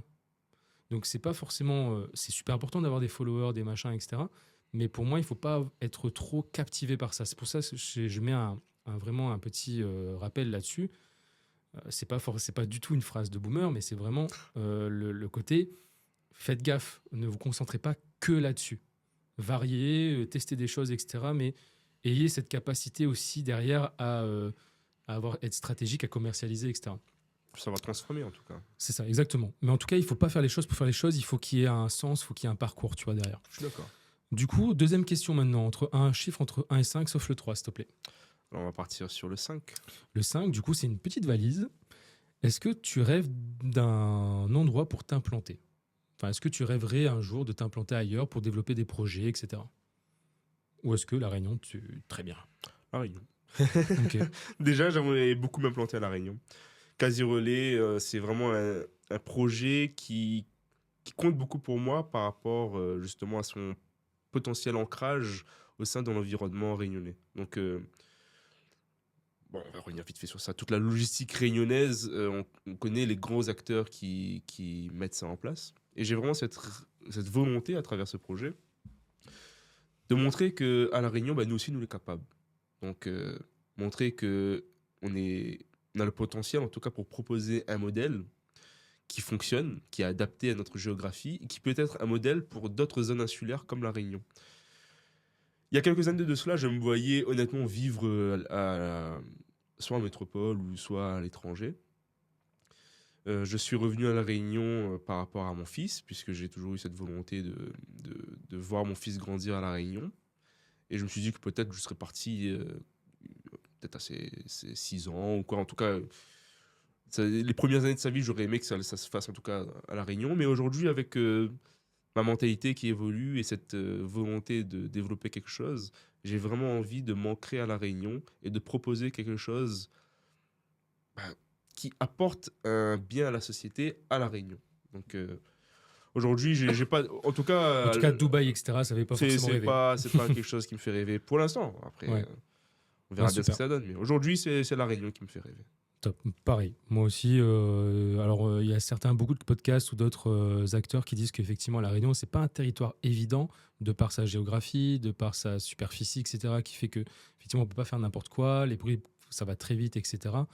Mais je trouve que c'est quand même un territoire qui a beaucoup de problèmes et qui, du coup, si on apporte les bonnes solutions, bah forcément, ça peut aller très vite et ça peut être intéressant. Clairement. Dernière question. Donc, dernier chiffre pour toi. Numéro 1. Le Uno. Number 1. Donc, c'est une petite pile de livres. Est-ce que, pour toi, la prise de parole, ça doit passer par beaucoup de lecture? Enfin, maîtriser la prise de parole doit passer par beaucoup de lecture. Je lis pas assez.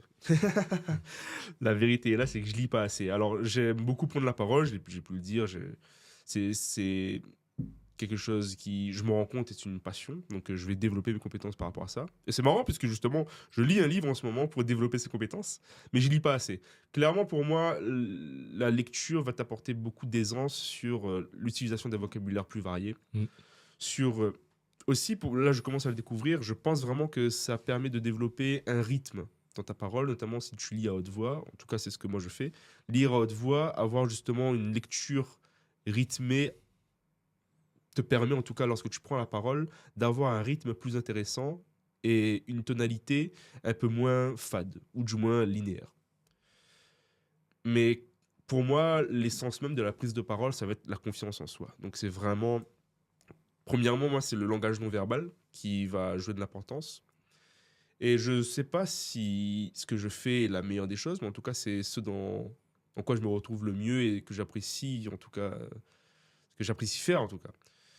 On te conseille souvent de garder le regard, on te conseille d'éviter, en tout cas, les mouvements Ouais, parasites, des statiques, ancrés dans le sol. ancrés dans le sol. Et à l'inverse de cela, je préfère, en tout cas, quand je suis sur scène, prendre de la place. Utiliser des mouvements de main assez pertinents, marcher, mais avec une certaine lenteur, utiliser mon poids pour être ancré sans pour autant être figé. Comme tu as pu le voir, je suis sûr que tu l'as remarqué, je ne suis pas en train de te fixer du début à la fin, je peux perdre un petit peu mon regard, je peux regarder à gauche, à droite. Et pour autant, j'essaie justement d'évaluer un petit peu mes compétences oratoires à ce moment-là. Je vois si j'arrive à garder en tout cas l'attention de la personne face à moi. Je garde ce côté naturel en tout cas de mes expressions et j'essaye justement de découvrir de nouveaux codes que ce que j'ai pu voir sur les réseaux sociaux, comme on a pu le dire juste avant. Et c'est quelque chose qui me plaît, dans lequel je me retrouve. J'apporte en tout cas ce côté naturel à mes prises de parole. J'ai eu des ratés, jusqu'à aujourd'hui j'ai eu plein de ratés, et c'est ça qui m'a forgé aussi. Et clairement, ben, par rapport à la lecture, c'est vraiment un plus si on veut développer justement tout ce qui dit capacité à avoir un vocabulaire plus riche, mais je pense vraiment pas que c'est le plus important. En tout cas, une personne qui n'a pas beaucoup de culture en termes de lecture ne doit pas se dire bon bah je n'ai pas ça, du coup je Ok, n'arriverai pas à bien m'exprimer demain quoi. ça marche. Écoute, merci pour tes réponses sur ce petit mini-jeu avec des questions un peu extra, extra sujet, on va dire ça comme ça, mais qui se recentraient beaucoup plus sur toi et ta manière de penser. Du coup, je vais bifurquer rapidement sur la partie 2. Du coup, on va se concentrer sur Quasi Relais. Euh, du coup, tu l'as déjà un petit peu présenté, tu l'as déjà légèrement pitché tout à l'heure. Maintenant, ma question, elle est simple, c'est est-ce que tu peux nous expliquer concrètement, presque comme en schématisant avec des mots, comment ton projet va aider les gens? Donc là, prenons l'exemple de Jean, par exemple, je sais pas, un gars qui s'appelle Jean, qui habite à tel endroit, qui a commandé tel truc. Comment Quasi Relais va l'aider? Alors premièrement, donc si on vient sur la problématique, on a tous cette situation où on va on attend justement un colis, on reçoit le message, on est tous excités lorsqu'on reçoit ce message qui nous dit que le colis est arrivé, il se situe au point relais le plus proche, on regarde où il est le point relais, bam, point relais aléatoire, il se trouve à 30 minutes de route, c'est un peu le jeu du où est-ce que mon colis va arriver. Premièrement, il y a ce premier cas d'usage où Casio Relais serait une interface qui te permettrait de choisir le point relais le plus proche de chez toi. Bon, on va développer en tout cas le réseau pour faire en sorte qu'il y ait le maximum de points relais sur l'île. Forcément, ce ne sera pas à 2 minutes de chez tout le monde, mais il y a déjà ce choix du point relais. Donc ça, c'est pour le cas d'usage où tu, justement, commandes un colis, que ce soit premièrement en ligne avec un site e-commerce mondial, par exemple. Et lié à cela, il y a également ce service, en tout cas, qui met en avant le circuit économique interne, donc avec les produits de seconde main et les produits qui se vendent sur les sites e-commerce réunionnais. Donc, de la même manière, tu choisis justement ton point relais et il y a cette possibilité que ton colis, si par exemple, dans le cas d'un produit de seconde main, si tu n'as pas envie d'aller justement, tu habites à Saint-Pierre, tu n'as pas envie d'aller jusqu'à Saint-Denis pour récupérer un produit de seconde main et pourtant ça t'intéresse. On sait que bah, faire de la route de Saint-Pierre à Saint-Denis aujourd'hui, c'est pas toujours évident à La Réunion. On a des bouchons, on a toutes les complications. On a cette possibilité d'avoir une livraison par des particuliers, donc des gens qui font ce trajet tous les jours et qui peuvent justement récupérer ton colis à Saint-Denis et de le rapporter au plus proche de chez toi. Donc, il y a clairement un soutien pour Jean, mais il y a surtout cette volonté de ne pas, on va dire, apporter plus de complications sur les infrastructures routières réunionnaises. On a également cette vision sur l'écologie. On a cette volonté de réduire les livraisons par des camions qui montent et qui descendent partout sur l'île et qui font souvent des trajets qui ne sont pas optimisés. si on se posait et qu'on utilisait les trajets qui se font déjà quotidiennement, bah, on permettrait à Jean de recevoir son colis d'une manière plus éco-responsable. Oui, et puis si demain tu as 1000 utilisateurs de ton service, ça fait 1000 personnes en moins sur la route. Clairement, Donc donc tu vois, déjà, ouais, parce que d'autres personnes le sont déjà, parce qu'ils ont des... Comme là, imaginons qu'on est à la Ravine des Cabris, là je dois rentrer à Trudeau. Effectivement, si le mec il a un point relais dans le coin, je peux effectivement le récupérer. Le gars il est à Saint-Leu par exemple, bah, sur le passage je le dépose, tu vois. clairement. C'est un peu ça. Donc ok. Et maintenant ma question c'est comment tu vas essayer de faire adhérer à ce concept-là. Parce que, ok, tu vas faire confiance à la solidarité pardon, réunionnaise, mais est-ce que il n'y a pas peut-être comment dire, un coup de mou à ce niveau-là? Est-ce que tu trouves qu'on est toujours aussi solidaire? Parce que je sais que tu n'es pas le seul à faire ce type de projet. Je crois j'ai déjà vu une autre porteur de projet le faire sur le côté plutôt pour les courses, par exemple. Mais voilà, Appease. c'est ça, exactement. Et du coup, est-ce que voilà, comment toi tu vas essayer, peut-être à travers ta communication, à travers ton personal branding, comment tu vas réussir à adhérer, à faire adhérer à ce concept en fait? Alors, c'est clairement un sujet sur lequel je réfléchis encore. Premièrement, je suis dans une étape où j'essaie d'approcher les structures, notamment les départements, avec le prix départemental de l'excellence. Et la volonté avec ce projet est que, justement, Casier Relais s'ancre dans l'environnement réunionnais et que, bon, je ne sais pas si c'est un peu gros de dire ça, mais que demain, Casier Relais soit la norme lorsque tu veux récupérer ton colis ou que tu veux envoyer ton colis. Se dire que, justement, on est tous conscients aujourd'hui qu'on a des problématiques de circulation sur notre île, on a des problématiques avec justement toute l'écologie et l'émission de CO2 que produit justement tous ces déplacements. Se dire qu'aujourd'hui, euh, le Réunionnais veut apporter en tout cas quelque chose de bénéfique à travers justement une participation éco-responsable et en tout cas une manière de penser éco-responsable sur des activités du quotidien. Donc récupérer un colis, en effet, tu peux te dire que bon, je vais prendre ma voiture, je vais récupérer mon colis à 20 minutes de cela. Mais si tout le monde pense comme ça, bon, ben, on n'aide pas à la cause. Demain, j'ai vraiment cette volonté de faire en sorte que ça devienne une norme. Et pour ça, en tout cas, la stratégie, c'est premièrement de m'approcher des grosses structures réunionnaises, donc le département, la région, pour justement montrer que on a tous un intérêt justement à se pencher sur cette manière de penser, cette manière de récupérer ou déposer un colis. Et est-ce que tu n'aurais pas peur justement de côtoyer déjà ces grosses structures dans un premier temps? Est-ce que tu n'aurais pas peur que, je sais pas, que l'idée se fasse voler ou que l'idée se fasse racheter ou que, bon, je fais une grosse critique assez méchante sur ça, mais est-ce que tu n'aurais pas peur justement d'être confronté à des situations qui sont beaucoup plus grosses que tu ne le penses? C'est clairement le risque. Après, c'est un risque choisi, ben, c'est le jeu, quoi, dans le sens où si je veux pas que l'idée soit volée, j'en parle pas. Si j'en parle pas, ça se développe pas. Donc, il y a bien un entre-deux, en sachant que c'est quand même un projet qui est assez conséquent. Donc, c'est pas quelque chose que je ferai dans mon coin, quoi.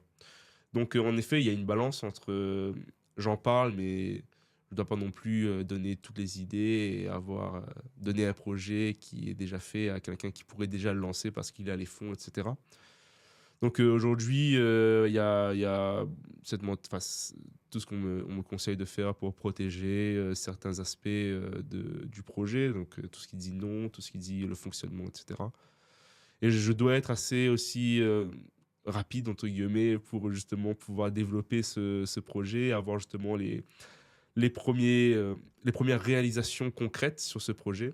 Alors, c'est clairement pas évident. Aujourd'hui encore, ça fait déjà quelques mois que je le présente, ce projet, mais aujourd'hui encore, comme tu le vois, il y a des questions qui me sont posées. En effet, bah, je suis encore sur une phase de réflexion.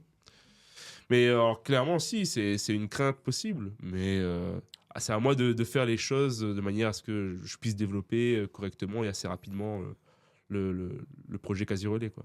Très bien. Est-ce que je peux te proposer un truc que j'ai pensé il n'y a pas très longtemps où je me suis dit ça peut être intéressant de mettre en place sur le podcast? Je te propose un concept où en fait je me dis, si tu veux, on peut prendre 5 à 10 minutes max, où tu es à toi de me poser des questions et que j'essaie de t'aider justement à répondre à certaines questions en lien avec mon expertise qui pourraient justement t'aider dans la réalisation de ton projet. Oui, bah, bien sûr. Vas-y. Donc, on peut se lancer sur ça. Donc, alors, je pense vraiment que mes premières questions, ça va se poser sur le mindset. Donc, on en avait parlé un petit peu. Et en gros, à quel moment tu te dis que... Alors, s'il y a un moment, à quel moment tu te dis que cette idée-là, c'est une bonne idée et je dois foncer vers ça? Bah, je pense que déjà, comme on l'avait dit à la première partie de la vidéo, si déjà c'est quelque chose qui t'anime, tu vois. Déjà, il faut que tu crois, que tu aies la foi en ton projet. Déjà, c'est déjà une première base super importante de dire est-ce que ce que tu vois, tu y crois. Après, je pense que de manière plus concrète et avec mon esprit d'expertise qui est sur la donnée, je pense qu'il faut que tu fasses une étude de marché qui est orientée vers la réponse, vers la question de est-ce que c'est un besoin et une problématique récurrente à La Réunion. Est-ce que vraiment ces gens ont des problématiques comme ça? Parce que moi, je ne le vis pas, par exemple, donc je ne peux pas te dire si oui ou non. Il faut vraiment aller confronter les gens avec ça. Donc, c'est faire une étude de marché qui va répondre à cette question déjà. Et après, si tu as répondu à la question et que la question est oui, les Réunionnais ont cette problématique-là et que si on leur propose cette solution, ils le feraient, si tu as plus de 50%, voire 60% des gens qui disent oui, je pense que ça peut être intéressant. Maintenant, encore une fois, moi, je fais partie de la team où il faut tenter les choses. Maintenant, est-ce que, comme tu disais tout à l'heure, si ça te demande beaucoup d'investissement et ce qui fait que si tu perds, bah, tu perds tout cet investissement, c'est peut-être pas forcément, pour moi, c'est peut-être pas forcément un risque à prendre, tu vois. Mais encore une fois, pour rebondir plus sur mon expertise à moi, pour répondre à ta question, c'est vraiment essayer de répondre aux bonnes questions, faire les bonnes études de marché, mais pas une étude de marché n'importe comment. Il faut que l'étude de marché soit orientée vers ce type de questions. Et surtout que tu continues à en parler sur les réseaux sociaux et tu essaies de voir s'il y a Un engouement? un engouement, un impact, tu vois. Donc, n'hésite pas à faire des stories avec des réactions, avec des sondages et des choses comme ça pour que les gens puissent répondre et tout. N'hésite pas aussi avec LinkedIn, maintenant que ça fait 2 ans que tu es dessus, à aller contacter des gens qui sont peut-être un peu dans le même délire, essayer d'aller poser la question directement à ces gens-là. À votre avis, est-ce que c'est une bonne idée? Maintenant, encore une fois, c'est un peu mettre en exposition, un peu en danger ton projet, tu vois, parce que bah, demain, s'il y a un mec qui est plus expérimenté que toi et qui en 2 secondes peut lancer le projet, il va le faire. C'est un peu le risque. Mais après, honnêtement, je trouve que sur la Réunion, je trouve que sur LinkedIn Réunion, je trouve que si tu sélectionnes bien les gens, on est plutôt plus ou moins quand même bienveillant. Et voilà, puis de toute façon, tu exposes ce truc-là à l'échelle du podcast. Donc, bon, tu n'auras pas des milliers de vues. Enfin, je fais pas des milliers de vues non plus, mais tu vois, l'idée, c'est de On faire attend ça. les milliers de vues. Ouais, bah après, sur mes reels, oui, mais voilà. Mais du coup, voilà, c'était ma réponse. Est-ce que tu as d'autres questions par rapport à ça? Alors, je pense que ton idée est. En fait, on peut pas dire à l'avance si l'idée elle est bonne ou pas bonne. Il faut juste la confronter au marché, tout simplement. Ok, d'accord. C'est pertinent comme réponse. Merci Mm. beaucoup. Je pouvais avoir une question également sur, justement, on parlait beaucoup du fait de pouvoir se faire piquer une idée. Est-ce que c'est quelque chose, ou du moins, est-ce que c'est, ouais, en effet, quelque chose auquel tu as déjà été confronté? Est-ce que tu as déjà rencontré des personnes qui t'ont soit piqué une idée, ou soit piqué une idée que tu as déjà entendue, mais qui ne venait pas de cette personne? Alors, piquer une idée, je crois pas. Alors, je dirais pas piquer parce que c'est vrai que ça arrive tout le temps. Ça, tu sais, c'est le mauvais timing de se dire tiens, j'ai une idée, et puis bam, il y a un mec qui le lance juste après. Mais c'est pas une question de piquer, c'est juste un mauvais timing.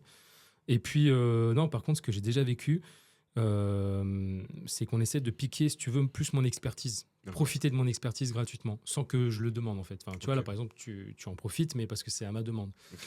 Mais je ne veux pas donner de nom, etc. Mais il y avait une époque, il y a 1 an plus ou moins, un peu plus d'1 an, j'avais un concept de live sur LinkedIn. Puis d'ailleurs, j'aimerais bien essayer de reprendre parce que ça marchait plus ou moins bien et je kiffais bien. Donc je lançais des lives sur LinkedIn, mais toujours avec un invité. Et j'avais fait avec un invité, on avait fait du coup, c'était pour montrer aussi son expertise. Si tu veux, c'était un peu le prémisse de ce podcast. On avait fait une expertise sur le développement des sites internet no code. Donc c'était l'expertise du gars en face de moi. Et du coup, on avait comme concept sur LinkedIn bah, de montrer comment il a fait pour créer un site internet en no code, gros simplement. Et puis, quelques temps plus tard, on se fait contacter par un gars qui fait partie d'une association assez connue sur l'île dans le domaine du digital et qui nous propose justement de sponsoriser l'émission. Et moi, quand j'entends le mot sponsoriser, je pense à visibilité, argent ou des trucs comme ça. Mais en fait, lui, grosso modo, ce qu'il nous proposait, c'était de refaire le site en question de l'association, de le montrer en live et du coup qu'on puisse utiliser leur logo, etc. Machin. Ok. Bah, j'ai dit non. Là, clairement, on essaie d'utiliser mon expertise, tu vois, à leur profit. Donc ça, j'ai pas apprécié. Après, après, j'ai déjà vu, par contre, j'en ai déjà vu, où il y avait des gens qui participaient à des concours, pas des concours, mais en tout cas des programmes de mise de programmes de pitch, etc. Enfin, des programmes de projets entrepreneurial comme ça. Elle avait pitché son truc et tout. Elle était dans les finalistes. Elle était montée assez loin. Et la personne qui avait organisé ça, elle a quand même une certaine visibilité. Et tu dis pas que 2 semaines plus tard, tu vois une publicité d'une grosse entreprise lyonnaise qui fait la même chose. Parce qu'eux, ils ont les moyens, ils peuvent aller assez vite, etc. Et ils font la même chose. Donc, ouais, ça arrive, mais mais après, moi, je dis, il y a toujours la place pour tout le monde, tu vois. Parce que chacun a sa vision des choses. Chacun a sa vision. Et tant que c'est pas malsain, je pense que c'est pas dérangeant. Ok. Après, des gens qui font du consulting et de la formation en marketing digital, clairement, je suis pas le seul. Des gens qui font du coworking, clairement, je suis pas le seul. Tu vois, donc c'est pas le problème. C'est juste que faut que ça reste dans quelque chose de sain. Mais est-ce que tu as des questions vraiment plus concrètes sur le marketing digital, par exemple, qui pourraient vraiment t'aider sur quelque chose que tes mentors n'ont pas forcément développé avec toi? Alors, c'est vrai que je me suis peu penché sur le marketing digital, donc c'est aussi compliqué pour moi de te poser une question précise. Hier, j'avais une question sur le personal branding. J'espère qu'elle a été pertinente Bien sûr. lorsque tu l'as vue. Hum, c'est vrai que il y a eu pas mal de questions aussi qui ont été posées, qui m'ont donné des réponses. Je me posais la question sur... enfin, je me demandais comment est-ce qu'on fait lorsqu'on se lance pour s'ancrer en tout cas sur les réseaux, sur des sites internet, en tout cas pour aller atteindre justement le public. Quelle est la stratégie première pour se lancer, pour justement une personne qui se lance comme moi? Bah alors déjà, dans toute stratégie, il faut se poser faut poser les bons objectifs, il faut établir les bonnes cibles. Ok. Déjà, c'est 2 éléments super importants qui doivent être créés. Ensuite, pour que tu aies une certaine... En fait, il faut juste se faire... c'est clairement de l'image. Il faut juste se faire remarquer. Il faut une identité visuelle forte et surtout pas hyper chargée. Ça, c'est méga important quand on fait des visuels, quand on fait du design, etc. Il ne faut pas charger les yeux. Il ne faut pas charger l'image. Il faut rester simple, adéquat avec un univers. Et surtout, tout doit être pensé. Tu vois, le logo doit être pensé dans la même continuité, dans la même idée que dans ton langage. Par exemple, dans la case coworking, elle a ce cachet créole normalement. Sur le logo, tu vois les trucs sous les toits des maisons créoles, etc. Là. Et du coup, en dents de scie. Je J'ai vois. plus le nom exact, je suis vraiment désolé. Et bah ça, tu le retrouves à peine dans le lieu physique. Donc du coup, c'est peut-être le rajouter, etc. pour appuyer encore plus. Quand moi, je vais communiquer, je vais attirer des gens qui sont des entrepreneurs locaux, qui sont créoles. Donc je vais communiquer en créole. Une sacoche créole, je vais faire des vidéos en créole. Je dis, bon les gars, que ça nous fait aujourd'hui, nous ça travaille au coworking. Enfin, tu vois, et là, tu vas amener une identité autour de tout ça. Et ça, c'est fort. Mais il faut juste être reconnaissable. Ok. Après, c'est vraiment pas un travail facile. Parce que même moi, je le fais à travers ce podcast. J'ai toujours pas trouvé. Alors, des fois, malheureusement, des fois, ce qui est marrant, c'est que, comme tu dis, il faut avoir le regard des autres. Des fois, les autres, ils disent, bah si, ton identité, c'est ça. Et même moi, j'ai pas encore remarqué, tu vois. Donc, il faut aller chercher, en fait, il faut aller s'entourer de bonnes personnes. Et il faut essayer de tester des choses, renouveler les choses. Et en fait, peut-être qu'un jour, on te demande, est-ce que quand tu vois mon podcast ou quand tu vois ce que je fais, qu'est-ce qui te dit que c'est moi? Qu'est-ce qui fait que c'est moi? Qu'est-ce que tu repères directement chez moi? Et après, tu alimentes tout ça, tu essaies de vraiment créer cet univers. C'est vraiment la création de l'univers, en fait. Ok. Est-ce qu'il y a le temps pour une dernière question, peut-être? Ouais, on peut faire une petite dernière question. Alors, j'ai une dernière question qui serait peut-être en lien avec l'activité que je souhaiterais développer. Donc, j'ai appris qu'il y avait justement différentes approches d'un persona. Donc, j'ai compris qu'il y avait un persona client et un persona consommateur. En tout cas, on pouvait voir ces 2 aspects-là. Lorsqu'on crée du contenu sur les réseaux sociaux, par exemple, lorsqu'on vend des jouets, le persona qui consomme, ça va être les enfants, le persona client, ça va être les parents. À ce moment-là, est-ce que tu aurais des conseils pour justement gérer sur une ou différentes plateformes, alors je dirais réseaux sociaux plutôt, comment gérer différents personas?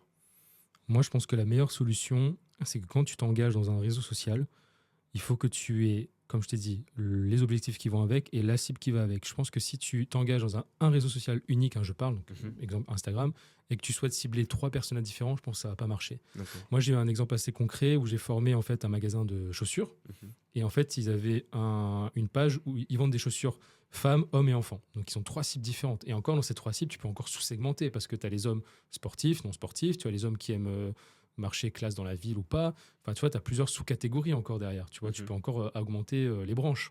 Donc, Déjà, tu as ces 3 grosses catégories, déjà au niveau du sexe de la personne. Et en gros, enfin, du genre, pour pas dire de gros mots, je plaisante. Mais du coup, euh, mais eux, elles communiquaient que sur les femmes parce qu'elles voyaient que c'était que ça qui fonctionnait en termes de like et de machin. Parce Ok. qu'encore une fois, elles étaient concentrées que là-dessus. Mais je dis, c'est pas parce qu'un homme ne like pas qu'il va pas venir en magasin pour acheter une chaussure. Mais bref. Mais je lui ai dit, effectivement, stratégiquement parlant, il faut pas que tu mettes, déjà que tu as pris cette habitude de pas le faire, mais il faut pas que tu mettes les hommes dans les mêmes contenus que les femmes.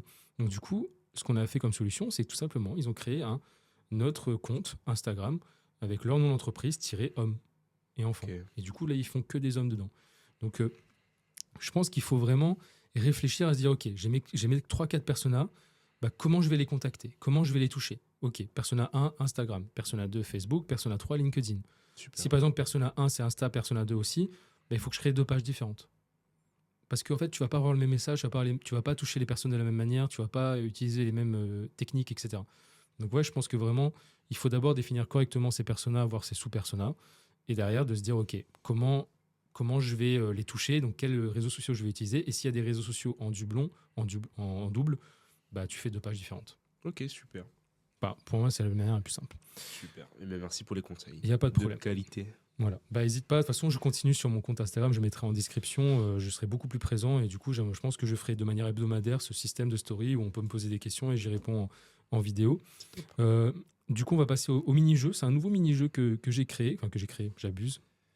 Mais en tout cas, T'as déposé voilà. le brevet. Voilà. Du coup, tout simplement, je vais te donner un début de phrase et tu vas devoir la compléter. Super.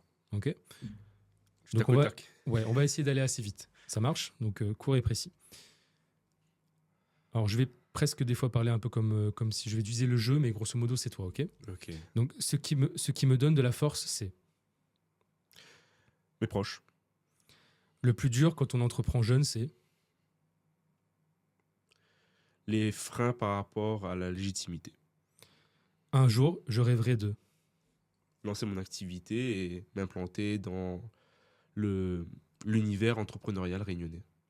Quand je doute, je. Prendre du recul et je me demande pourquoi je me suis lancé. Et si je pouvais dire un truc à mon moi de première année de la fac, ce serait. Évite d'aller trop souvent au Burger King. Ok, très bien.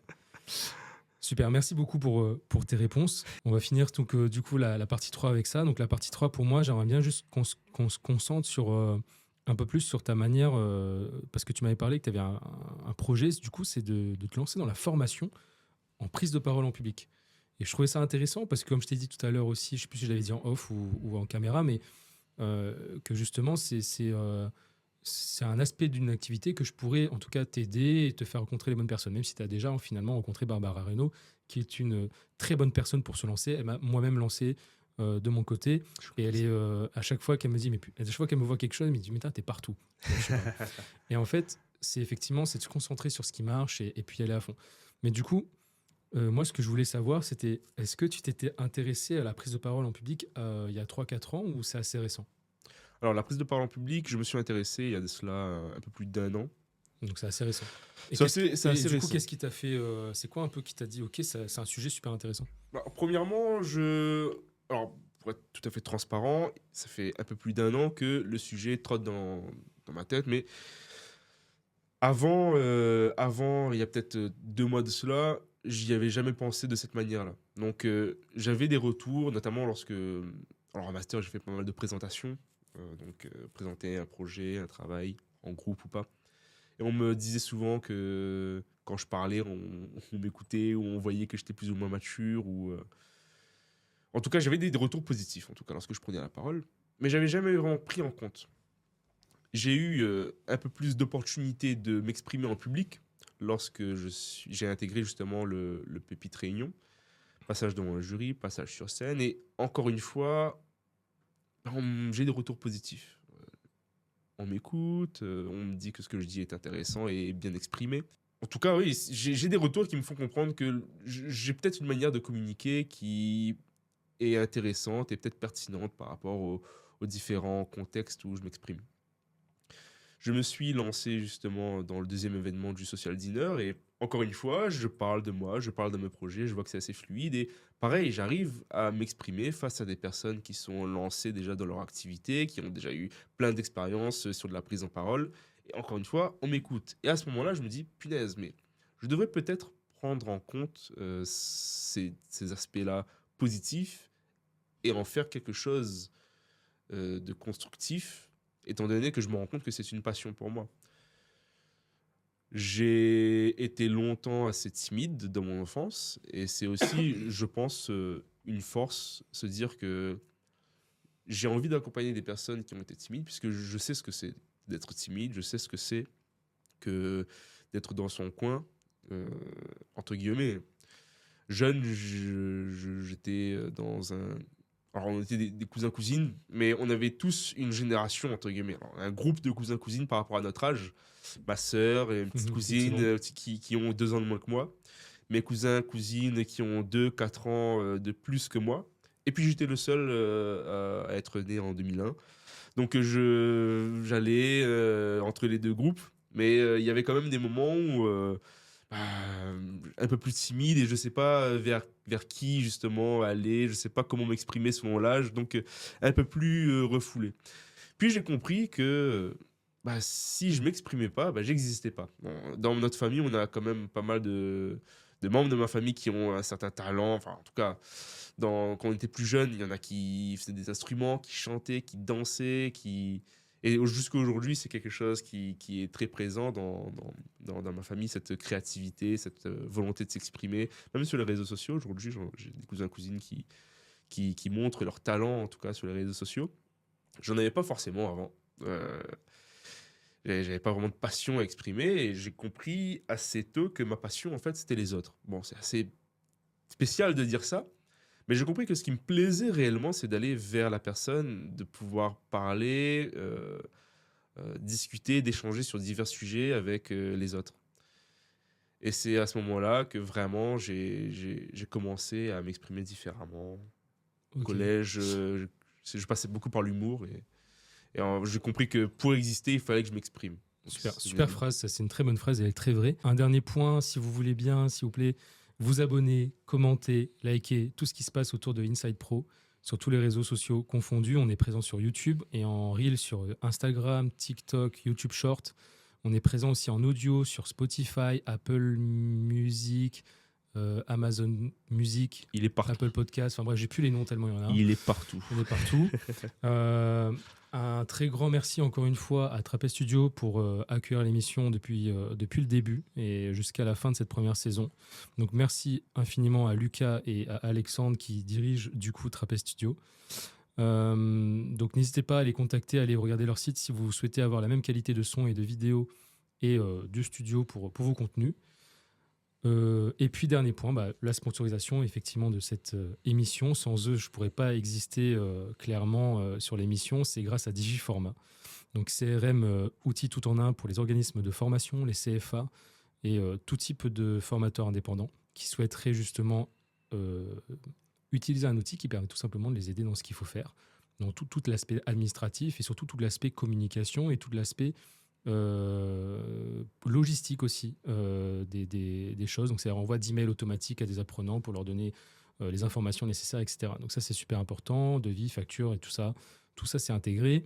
Donc c'est CRM numéro 1 en France dans ce type de service et dans ce type de marché. Et du coup, ils sont plus de 5000 clients satisfaits à ce niveau-là. Et je sais que Barbara Reynaud est une des personnalités qui représente Digiformat aussi sur l'île. Donc vraiment une entreprise de confiance. Vous avez donc le QR code ou un lien en description de cet épisode qui vous amènera à un contact, un formulaire de contact pour pouvoir contacter directement Digiformat. Donc merci encore à eux pour le soutien. Je souhaite une dernière fois en tout cas vous remercier à vous qui nous regardez et qui nous écoutez. Je vais donc taper le clap de fin.